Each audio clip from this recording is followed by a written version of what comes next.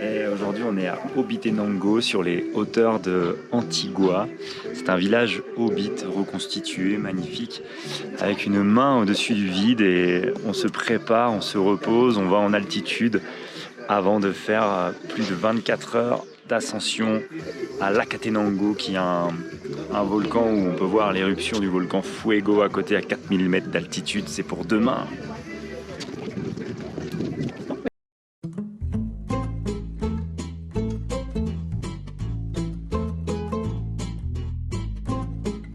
Hello, nous c'est Julien et Lilou. Ça fait 3 ans que nous sommes ensemble. Julien était musicien en Bretagne et je le suivais sur les concerts comme photographe. Ensuite, on a fait une pause et on est parti 2 ans sur l'île de Mayotte. C'était beau, mais l'insécurité permanente nous a vite refroidis. On a fait des recherches et on a eu une idée. Un road trip de San Francisco jusqu'au Costa Rica. Nous sommes à bord de Sergio, notre campeur 4x4.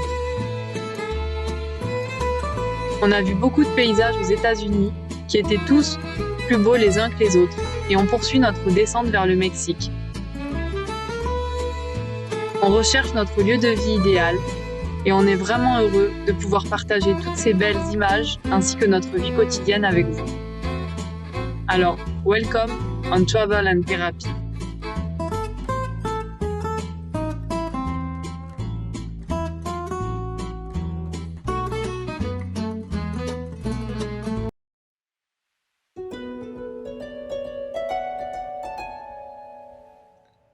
Pour se préparer au mieux de l'ascension du volcan dans les jours qui viennent, on a décidé d'aller visiter le village des Hobbits de Obitenango, qui se trouve au-dessus de la ville de Antigua où nous sommes depuis une semaine.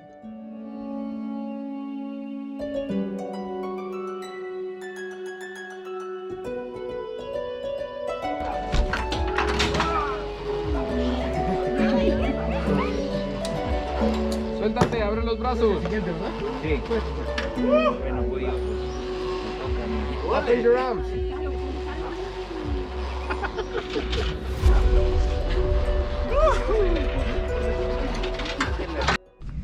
Bon, il est 6h du matin, petit déj, avant le départ pour Akatenango. Bon, on s'est bien reposé pendant 4 jours, j'espère qu'on est bien prêt. Et Lilou commence sa journée mal. J'aime pas le volcan, j'aime pas la montagne, j'aime la mer. Je veux pas y aller.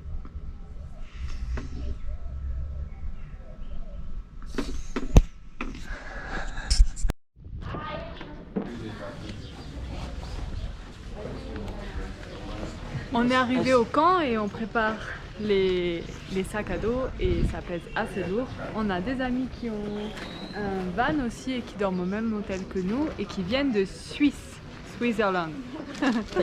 Hey. Bonjour. Tout va bien, on n'a pas commencé.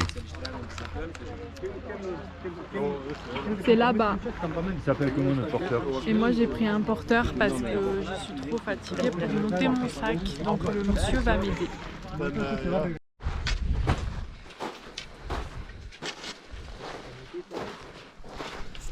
On vient de partir. Je suis déjà hyper essoufflée parce que ça monte vraiment difficilement. Je sais pas où est Julien, mais j'ai pas envie de m'arrêter. Donc on continue.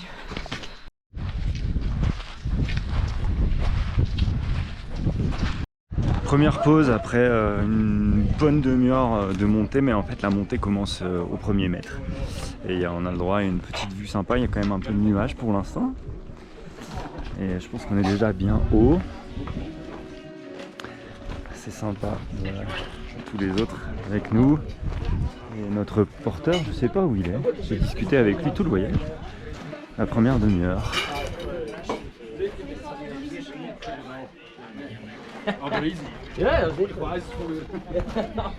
Cette première demi-heure. Je vais vomir. Non. Je vais vomir. Non. Elle va pas vomir. Elle va pas vomir. Un peu la gerbe. J'aime pas la vue. C'est définitif. Parce que les gens ils sont contents, ils voient la vue, mais moi la vue j'en ai rien à foutre. Ceux qui aiment la montagne, vous êtes déçus avec moi.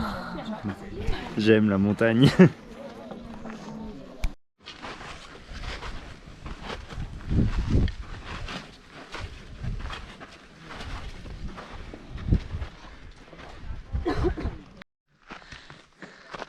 On est dans une espèce de forêt.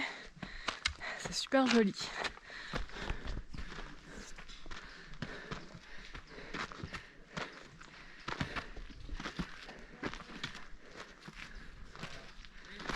Ça grimpe vachement quand même.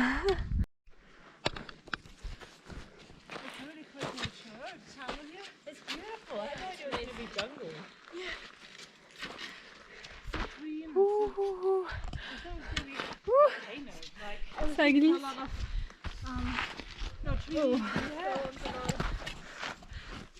C'est presque de l'escalade.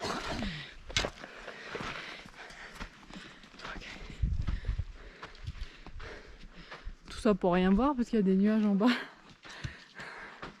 Sinon, au niveau mal d'altitude, pour l'instant, ça va, je suis vachement concentrée. Je médite. Je médite.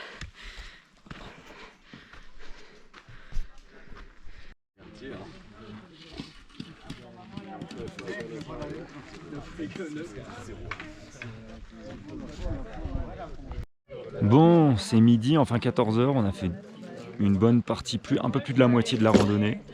Et franchement, ça va, on s'en sort, on découvre notre lunch pack. On a 3 repas dans une petite boîte pour ce midi, ce soir et demain matin.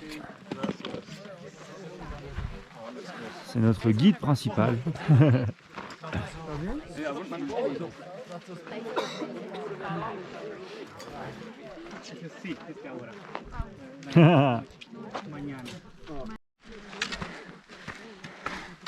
Forme olympique. Oui. Forme olympique, le grignon.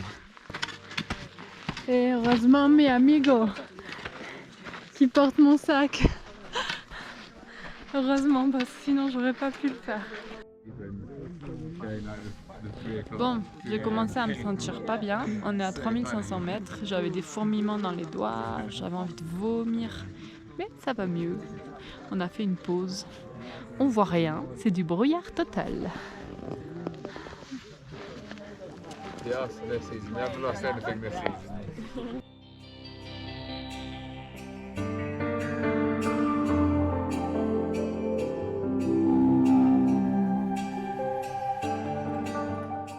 Otra agencia. Ok, otra agencia. La agencia se llama Ox. Ok.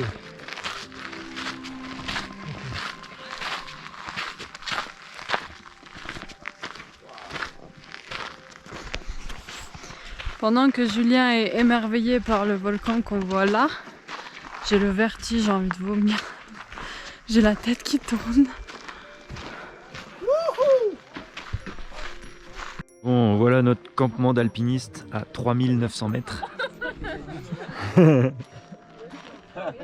Dites bonjour à la caméra. Ah, un drone carrément, il a le drone, yes. Let's see if I can carry it down as well. Et ici nous avons, toutes les tentes sont alignées. Et ici, ah, ici c'est l'intérieur. C'est pas le camping. Sortez-moi. Et de notre tente, on peut voir le fuego.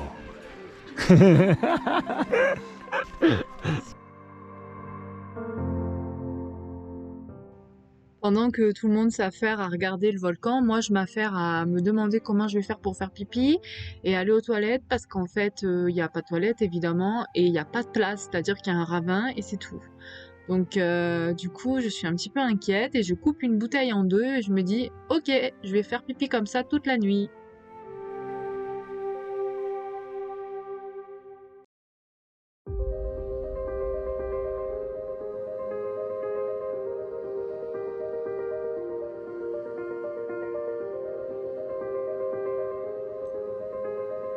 Les guides commencent à préparer le feu pour le soir, pour préparer le repas. Tout le monde attend les explosions du volcan, prend des photos, se repose et contemple simplement la vue. bah là c'est un trou. Hein. C'est un trou, mais il y a quand même.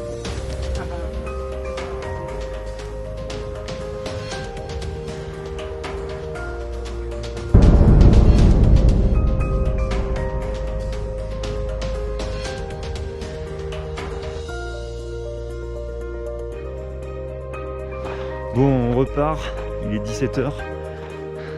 Après un bon chocolat chaud, on se refait 10 minutes, un quart d'heure de marche pour aller voir le coucher du soleil. Et entre temps, Lilou s'est barré pour faire des photos et je la cherchais. Du coup, on longe le fuego et sur le petit sommet juste avant, on peut voir des gens qui montent. On pouvait y aller, mais on a trouvé que c'était très bien comme ça et qu'on allait rester ici à regarder les explosions. Alors pour l'instant on voit pas de rouge parce qu'il fait jour, mais quand le jour va, ça monte fort et ça glisse. Quand le jour va disparaître, des éruptions comme ça à peu près tous les quarts d'heure.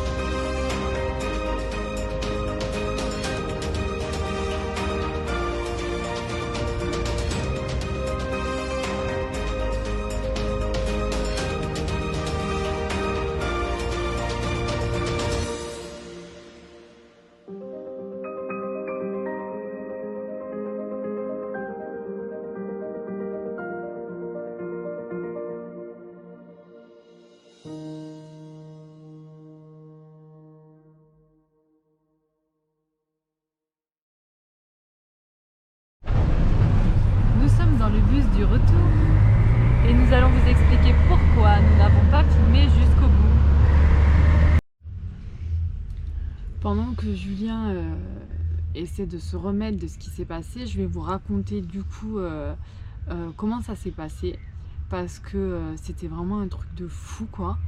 En fait moi j'étais hyper stressée de ce truc de monter en altitude et tout, donc je m'étais psychologiquement préparée. En plus j'étais pas dans une très bonne période, je me sentais pas très bien et tout ça, et donc du coup j'ai lu beaucoup d'articles sur le mal aigu des montagnes.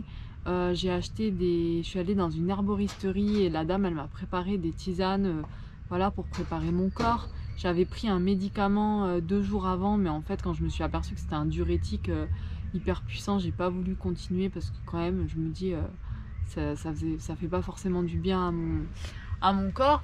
Et puis bah de base j'avais pas trop envie de faire ce truc et j'ai vraiment fait ça pour Julien quoi, parce que lui a adoré la montagne, parce que maintenant je peux vous dire que c'est terminé. Je suis trop contente. Il va arrêter de me gonfler avec la montagne. Alors en fait, comme vous avez vu, la première partie ça s'est hyper bien passé, on est monté, moi j'ai eu quelques moments pas bien, mais j'ai contrôlé ma respiration, mon mental, et au final c'est passé. Quand on est arrivé au camp, bah, le temps de s'installer, voir le coucher du soleil et tout ça. Ensuite on a mangé, et après manger en fait, moi j'ai vu que c'était 20h et je me suis dit à 3h50 les guides vont nous réveiller pour monter carrément en haut, donc moi j'ai besoin de dormir et de repos. Et en fait, du coup on s'est mis dans les tentes. Il y a beaucoup de personnes sur les 22 personnes du groupe qui sont allées se coucher. Et évidemment il y a 4 Anglais qui sont restés pour me casser les... sans être grossière, parce que ma grand-mère regarde les vidéos. Donc 4 Anglais qui sont restés auprès du feu et qui... et blablabla, et blablabla, et blablabla. Et qui c'est qui n'avait pas pris ses bouchons d'oreilles? C'est moi. Donc je me suis dit 20h, ok, je sens que je vais pas dormir. Julien il commençait à gémir un peu dans son coin là, dans son duvet, genre j'ai mal au ventre. Vous avez entendu dans la vidéo quand il dit ouais moi j'ai fait ça toute ma vie, c'est trop bien et tout. La vie te fait payer le moindre écart hein. Et donc bref, on était dans les lits à essayer de s'endormir là, et les Anglais qui parlaient. 21h ils s'arrêtent pas, 21h30 en tant que sétoise du sud de la France j'y vais, j'ai dit oh vous allez pas me gonfler toute la nuit là avec la musique compagnie. Ok, tout le monde va se coucher maintenant. Ouais, ils me disent, les Anglais là. Les Anglais, ils sont arrivés le matin avec 2 paires de chaussettes différentes, des piercings partout, en mode rien à foutre, ils nous ont fait attendre 40 minutes et le soir, ils discutent. Bon, les Anglais et moi, là, ça va pas, hein. Et donc, il est 21h, 22h, il continue à bavarder, et plus il bavardait, plus ça m'énervait. Et en plus, j'avais Julien qui gémissait le lit à côté, là. J'ai mal au ventre. Il commence à avoir des problèmes digestifs. Je vous raconte pas, dans une toile de tente fermée. J'ai cru que j'allais mourir. Et je commençais à entendre des gens qui couinaient dans les tentes d'à côté. Parce que je sais pas si vous avez vu, mais on était collés serrés là. Donc en gros, la fille, elle me donnait un coup de coude. Direct, je le prenais dans les côtes tellement on était serrés, quoi. Je commençais à entendre des petits rôles là, dégueulasses à droite, à gauche. J'étais là, mais quel enfer, mais c'est pas possible, quoi. Bon, bref, on se retrouve à 23h. 23h30, je dors toujours pas, je sens que je vais m'énerver après les Anglais, mais vraiment. Et là, Julien qui dit: oh putain, je sais pas si je vais aller aux toilettes, si je vais vomir, ça va pas. Il sort comme un boulet de canon de la tente, sauf qu'il y avait le ravin en bas. Donc moi j'étais un peu stressée, quoi. J'étais là, putain, le con il va tomber, quoi. Donc bon, j'ouvre la porte, vite il court, et là au loin j'entends Beuh. Il a vomi tout ce qu'il pouvait et en même temps il avait envie d'aller, enfin il avait la diarrhée, quoi. Clairement, pour être poli, voilà. Donc tout en même temps, sans toilette, sans papier, sans rien, à s'essuyer, je sais pas comment. J'étais là, oh là là là là. Il revient 40 minutes après dans la tente et là, les Anglais décident d'aller se coucher. Je me dis, bon, c'est parfait, Julien il a fait ce qu'il avait à faire, il va aller mieux maintenant et tout le monde va arrêter de me gonfler et je vais pouvoir dormir. Julien se couche en gémissant, le pauvre. Je suis réveillée, donc il est minuit, je suis réveillée 40 minutes après avec un mec qui me vomit dessus, clairement. Julien qui revomit sur le duvet, dans ses doigts, partout. Moi qui lui tends une poubelle, une culotte, je sais même plus. Il y en avait partout. Et il me dit, je fais quoi? Et moi, sors de la tente. Tout le monde qui commence à se réveiller à droite, à gauche, commence à entendre des vomissements là, un peu partout. Oh l'enfer.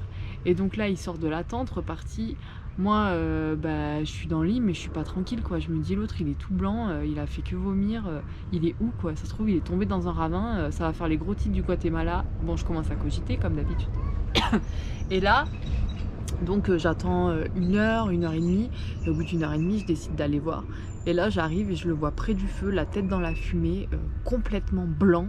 On aurait dit qu'il avait pris 10 ans, quoi. Et il m'a dit, j'arrête pas de vomir et d'avoir la diarrhée, c'est horrible, je vais mourir. Et là je lui ai dit, c'est l'altitude, je crois. Non, c'est les pattes. Ouais. Non, c'était bien le mal aigu des montagnes. Ça a duré toute la nuit. Et moi, j'ai pas dormi parce que Julien est resté près du feu avec les Anglais et d'autres gens qui étaient malades, qui sont revenus près du feu. Et ils ont rien trouvé d'autre à faire que de bavarder. Mais je sais pas, moi je suis malade, je parle pas. Non, ils ont parlé toute la nuit. J'ai cru que j'allais tous les buter un par un. Donc moi, j'ai pas dormi une seule fois. Et Julien était malade. Et la descente, le lendemain matin, ça a été une catastrophe. Je sais pas combien on a mis d'heures pour descendre, parce qu'on devait s'arrêter toutes les 15 minutes. J'ai fini par porter son sac, parce qu'en fait, il arrivait pas à le porter tellement il était mort crevé, le pauvre. Et il était trop mal, il m'a fait trop de la peine. Et voilà, quoi. La montagne, c'est pas pour lui. Et vous savez ce qu'il m'a dit? Il m'a dit, j'ai trop hâte de retrouver la mer. Voilà. These walls, or at least I try to be. 'Cause I hope that I'm not showing how I feel for her, 'cause she won't feel the same for me. I've got this picture in my mind. It's just the two of us, just the two of us.